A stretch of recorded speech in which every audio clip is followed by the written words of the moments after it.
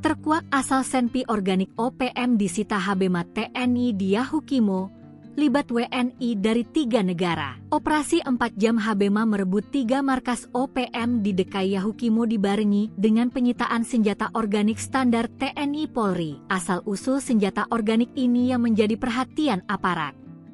Sebab, senjata organik pabrikan ini sudah banyak memakan korban.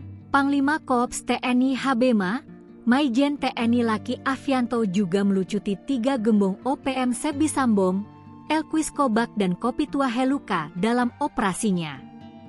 Dalam operasi itu, Satgas TNI menguasai 3 markas yang digunakan sebagai basis aktivitas kelompok bersenjata OPM Kodap 16 Yahukimo.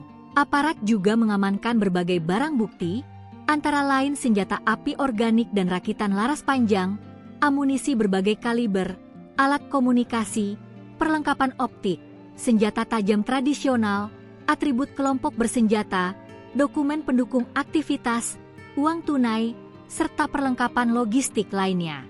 TNI juga menyelidiki asal-usul senjata organik yang terdiri dari sepanap serbu, AK-47, M4, M16 hingga SSC.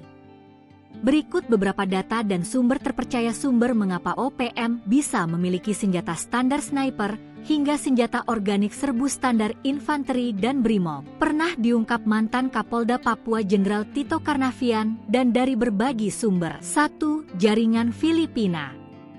Sumber senjata dari Anton Gobay, seorang warga Papua yang sedang menjalani pendidikan pilot di Filipina ditangkap bersama 2 warga lokal 1 November 2023 silam. Aparat menyita 12 senpi organik M4, diduga senata OPM sebagian dari Anto Cobay dan jaringannya. 2. Jaringan Australia. Kasus 2 warga Australia yang didakwa telah memperdagangkan senjata api untuk TPNP BOPM yang menjalani sidang pada 17 Oktober 2025 silam menjadi perhatian. Penyelidikan ini setelah OPM menawan pilot Selandia Baru Philip Mark Mertens. Kuat dugaan OPM mendapatkan suplai dari warga Australia tersebut. 3. Jaringan Papua Nugini. Jaringan Papua Nugini diungkap oleh Tito Karnavian pada 2023 silam. Pasokan senjata api ilegal ketika itu masuk ke wilayah Papua dari negara tetangga, Papua Nugini, PNG. 4. Rampasan bekas perang.